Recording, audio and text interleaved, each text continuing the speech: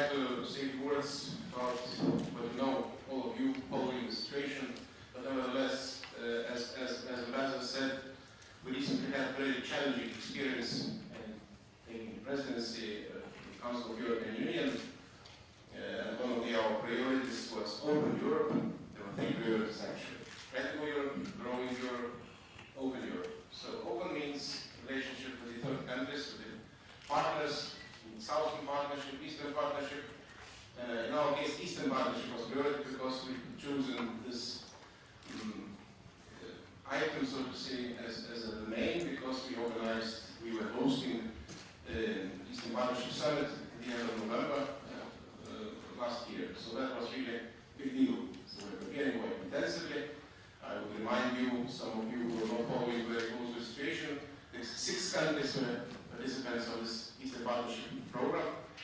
It's 3 South Caucasus countries, Georgia, Armenia, Azerbaijan, also Belarus, Moldova, and Ukraine.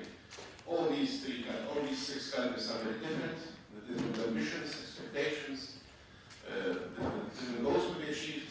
And at the beginning of the process, in July last year, we had a task, and also it was very, so to say, common procedure. It was business as usual, to prepare some deliverables for the summit, to sign an association agreement with Ukraine. It was the choice of Ukraine herself, by the way. It was the decision of the government, all leadership was behind. They were doing their homework, so to sign an association agreement. And it's also to initial the same association agreement with the European Union with the 3 other countries, Armenia, Georgia, and Moldova. Association agreement has 2 parts. It's political association with Europe, and also deep and comprehensive free trade agreement. And that's the main part of the deal, because this is the glue which is, so to say, getting closer, these countries, to the European Union. Of course, it's not yet membership by far, but nevertheless, it's kind of a step in this direction. And that was considered like that. So the beginning was very calm. But then we understood, we felt it will be challenging. And we didn't expect, especially our colleagues did not expect, that our opponents will use all possible and not possible leverages and methods to prevent this happening. And all kind of political pressure, economic pressure was started. And just to remind you, remember problems with Georgian mineral water, with Moldavian wine, Ukrainian chocolate, and finally we came to Lithuanian cheese. And then we called this cheese as freedom cheese, because there were no reasonable, so to say, logical reasons to block this trade, because our diet products were very, and still they are very popular in Russia, especially in particular in the Kaliningrad region. Now shelves are empty, but no one cares because this is politics. So now also coming to the meat, other issues, so down to the ground. But my point is that really methods were used without any ceremonies and really very difficult to withstand. So to cut it brief, it was clear that we are sort of seeing the process where it's supposed to be the same rules, but the perception is completely different. To put it more simple, as we all know what is soccer, the game, referee, rules. So one side is playing soccer, other side a bit rugby, a bit wrestling. And we see the score, which is not very much along our expectations. I'm not calling that we should do the same. Fair play is very important. But my point is that we should really take adequately and very seriously what are the methods of our other side, because it was taken as big geopolitical war. And by the way, one more thing, which is really also very, very symptomatic. It's very difficult to reconvince our partners in Russia to get rid of the zero-sum approach. Because whatever we are doing, it's always zero-sum. If one side is winning, other side must lose. It's not possible even to contemplate our possibility to get win-win. Both sides could win.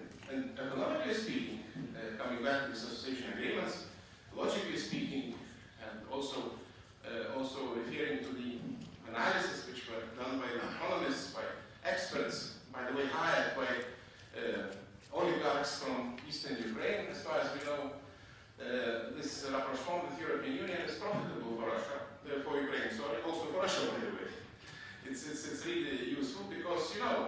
46 million population, opening market of half of the billion population, and well, in a 10 years period, could be growth GDP at 6%, average salary also 6%. Of course, short-term problems and challenges, they should appear, but nevertheless, in the long perspective, it's profitable. Or let's say, you know that industry at the moment is quite, so to say, integrated, like 60%, one can say, industry of Ukraine and Russia are usually interlinked. But this is also not a problem, because the European Union never raised the obstacles, never, so to say, set conditions to cut sometimes, the ties, to restrict trade, or so to say. This is really artificial and invented not by us, but presented that it's, the guilty side is European Union. Although this blackmailing and all this pressure was done by Russia, but the perception was that Ukraine is suffering, for instance, because of European Union. So that was the case. Okay, we were patiently moving ahead until the very last moment, I can tell you. And again, those who are following, you know that summit took place in the end of November.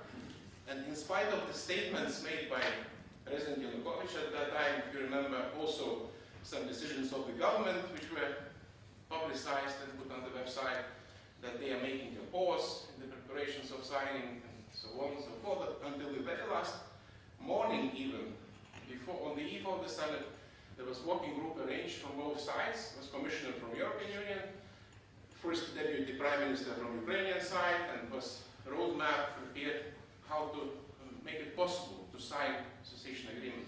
So until the very last moment. But that was dependent only on the President Yanukovych. It was his decision. No one could change this decision, and that was surprise. Next day, in the morning, and that everything started in Maidan, as you know. And really, this word surprise is becoming very, very popular.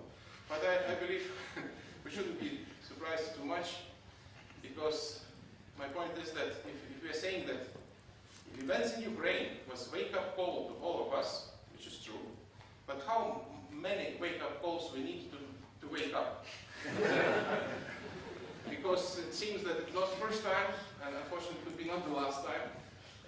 It's not nice to say, but we told you, you know, but we really told many years ago. Let's come back to 2008, when we said, look, what's happening in South Caucasus is not good. Occupation of sovereign country, neighboring country, it's not good, to put it mildly. And the demands which we issued then in various forums, for instance, I would advise you to have a look just for the interest in the materials and communique of the NATO Ministerial Foreign Ministers meeting in December 2008, where you will see very good paper, the decision of the ministers, how relations with Russia was frozen, and there were conditions set, clear demands, expectations, requests, advice, and that kind of conditions, what should be done in order to be back to normal dialogue.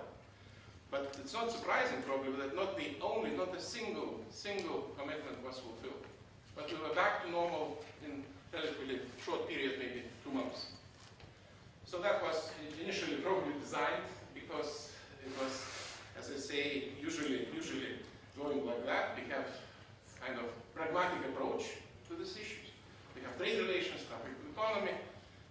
We still believe that we building our, so to say, organization on the foundation of values and principles, but we are not mentioning too often these issues now because this vocabulary is melting down slowly, and we're talking more about interests. So that was also lessons learned by our opponents.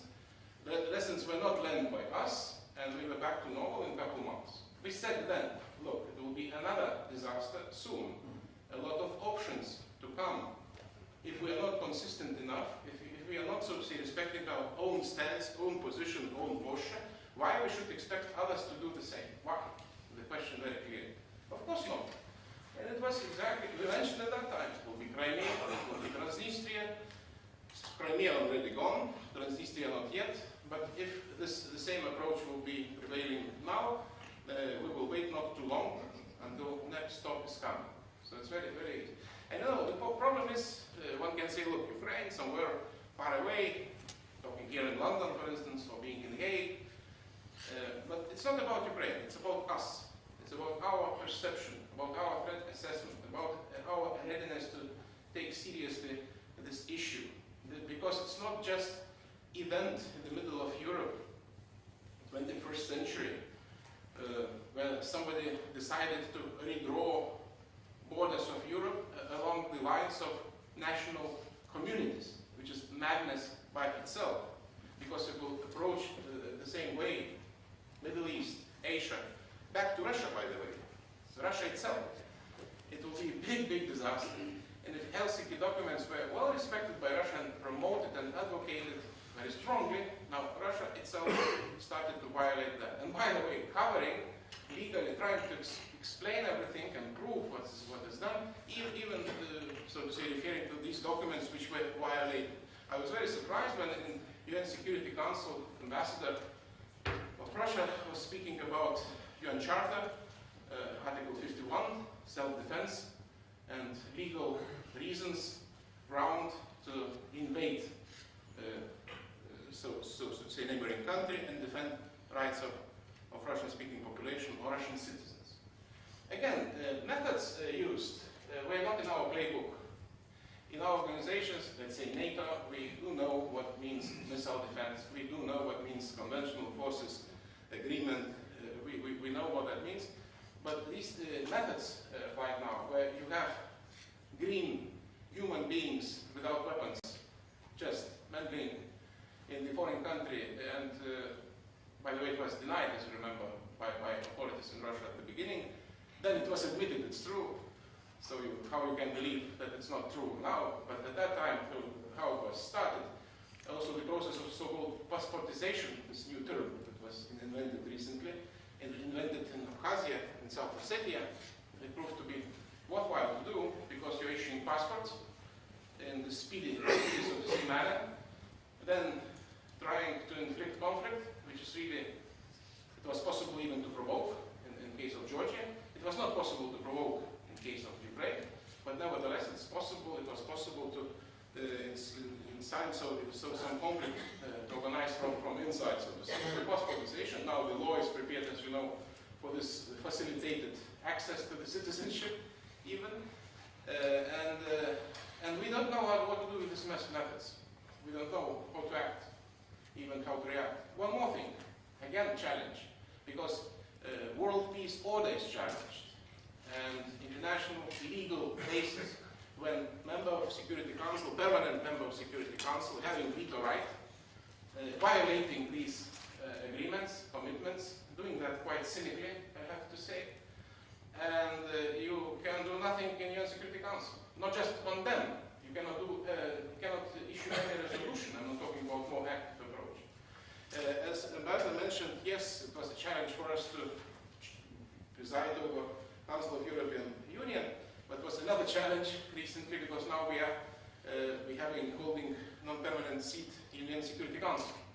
And we also have presidency in February. Next presidency month will be in May next year.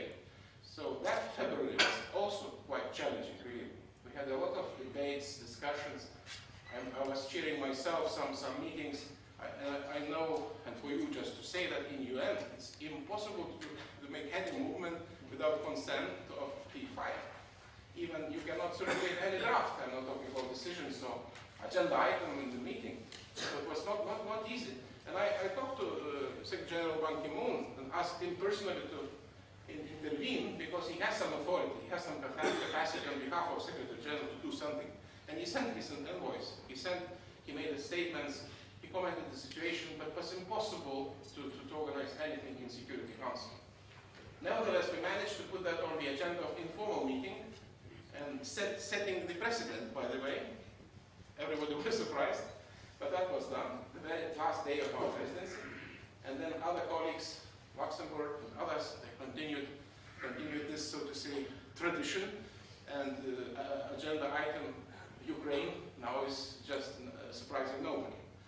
But again, with a very, very little outcome, very little result.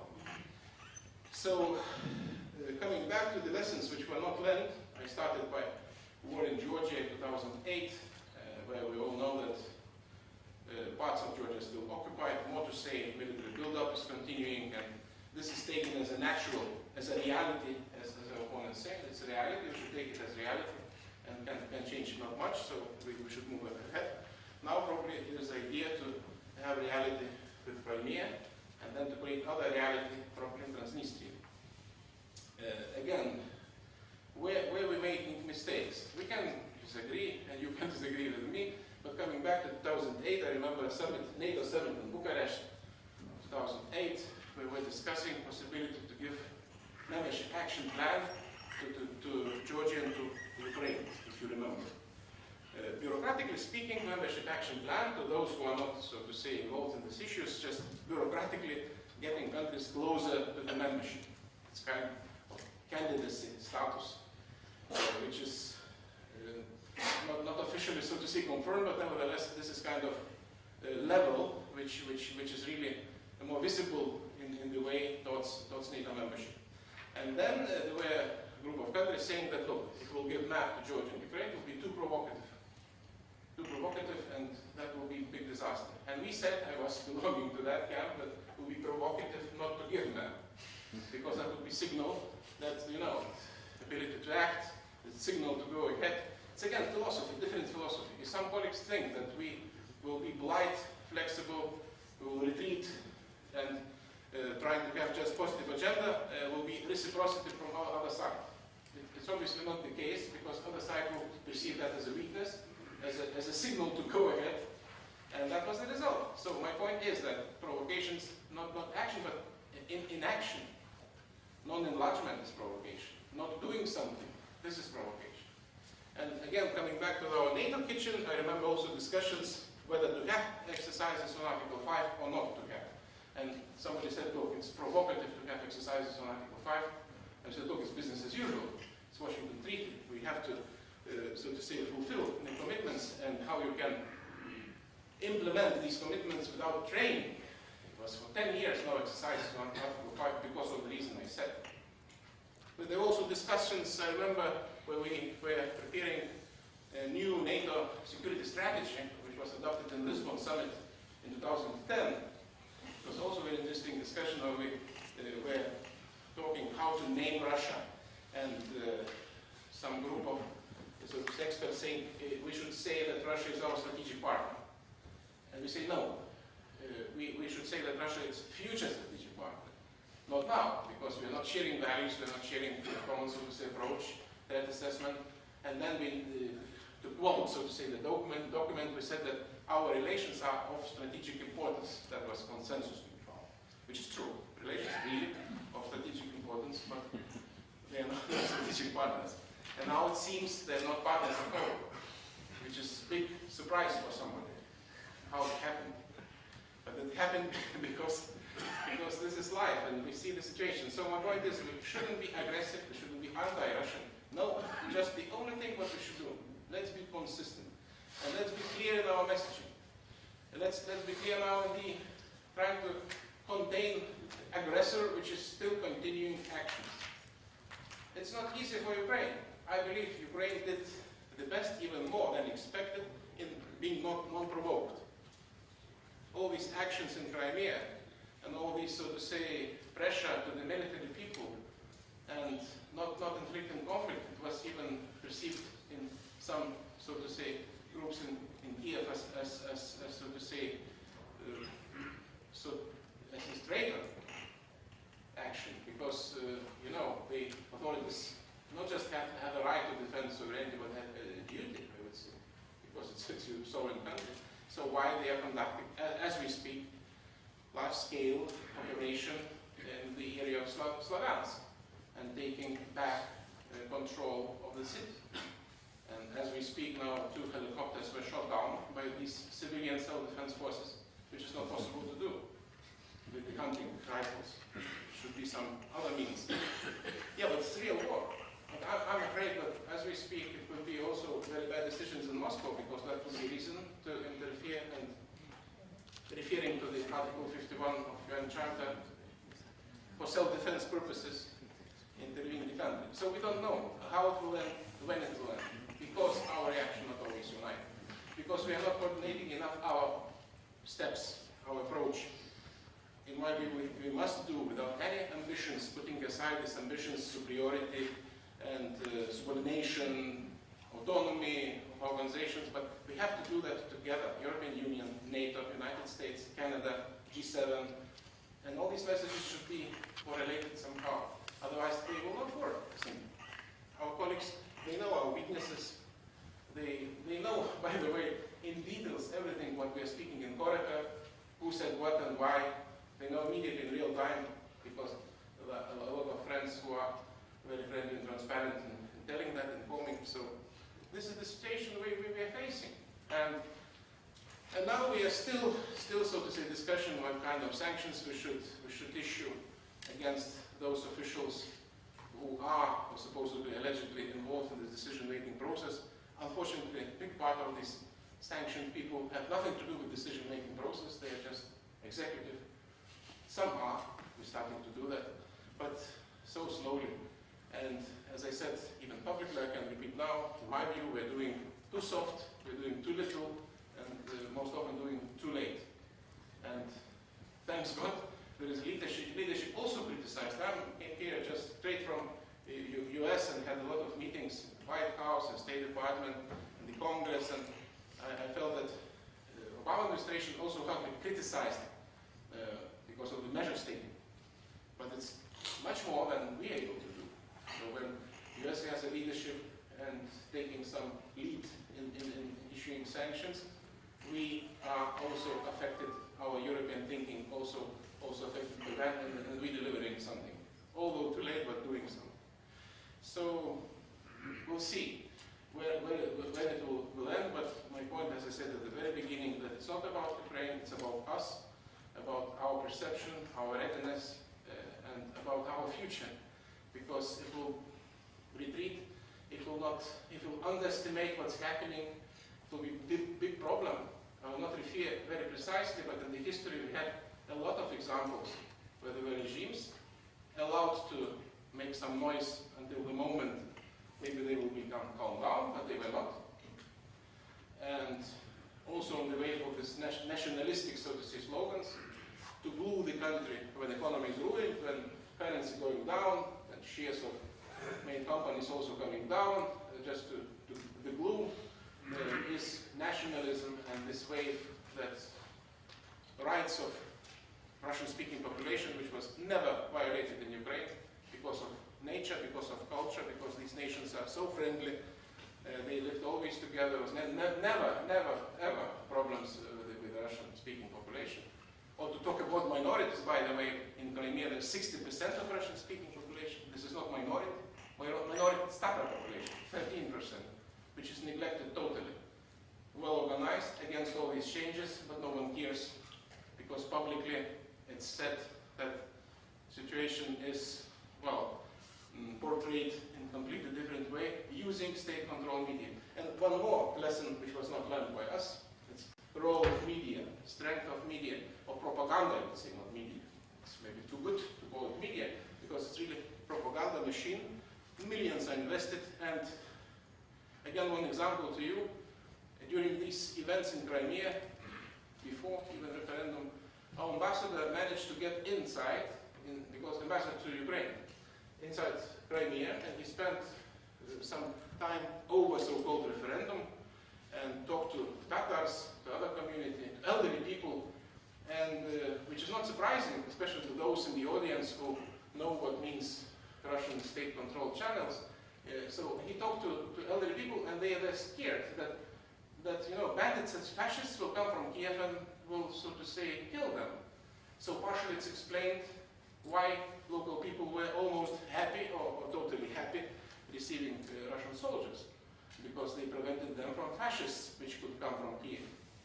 They were convinced, and this is really the story. So my point is that propaganda is a very big weapon. It's not for free. It's really professionally organized, but we also underestimating and neglecting this factor, and we are, I even would say, losing this war for the time being, at least, in the propaganda. So we should really catch up with it, take it more seriously than so far. So sorry for not being very optimistic this morning, but it was not my task to make you happy.